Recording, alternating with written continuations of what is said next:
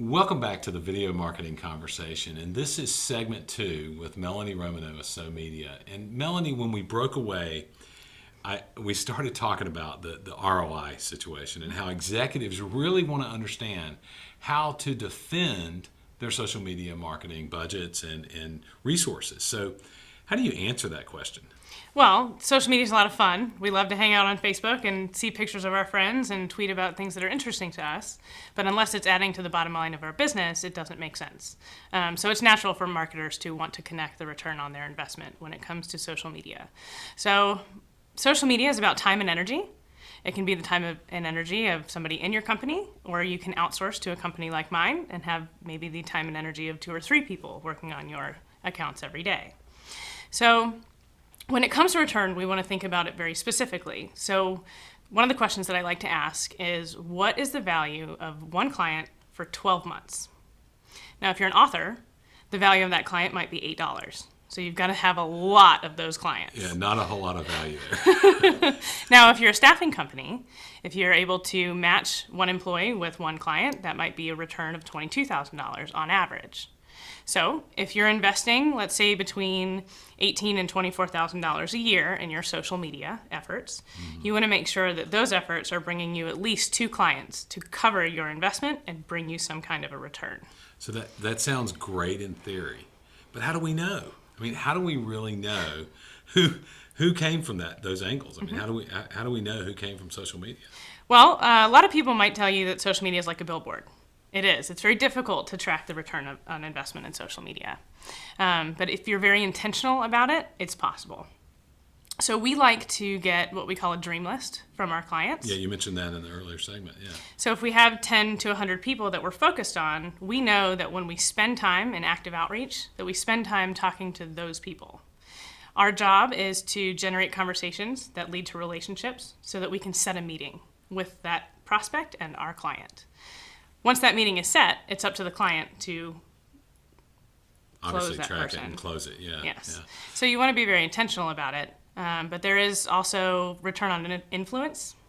Right. It's a little bit harder to track. Well, we talked about thought leadership. So one of the things that I asked you earlier is so a lot of people do social media and blogging and stuff to really generate thought leadership. So if you've done the social media campaigning right, it might be easier than people think to be able to track the financial ROI, right? But how do you gauge thought leadership? I mean, how do you know I've actually influenced people and they think I'm a genius now? Yep. Which, by the way, you should think I'm a genius, but go ahead. And she's a genius too, because we only have geniuses on this show. That's right. Well, you can see how many people are coming and reading your blog. That's a good way to tell if, are people reading this? Do they appreciate it? But one of the telltale signs that you're becoming a thought leader is retweets. Shares. If the information that you are producing is so valuable and remarkable, then I have something to say to you in return. If I have a comment, or if I think of the people in my community who need to know this information, I might share that post from Facebook or retweet it on Twitter or repin it on Pinterest. So that's a really easy way to kind of gauge on the surface, is my information really getting out there and being multiplied by the people who see it.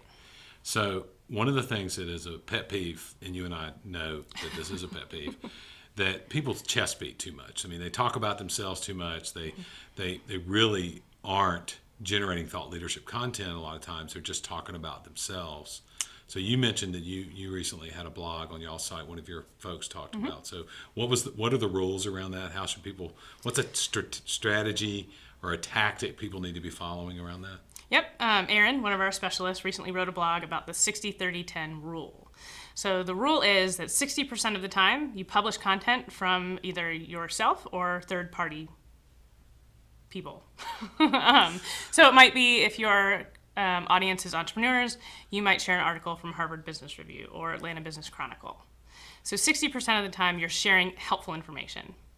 30% of the time you're sharing original helpful information. So this information is not about what I'm doing at So Media, but what you need to know about social media and how to actually do these things. Okay. So that leaves me 10%. And then that 10%, I can talk about what we're doing at So Media. Sometimes we might celebrate a birthday. We might celebrate a new employee coming on, or maybe a new product that we've released, maybe even a testimonial.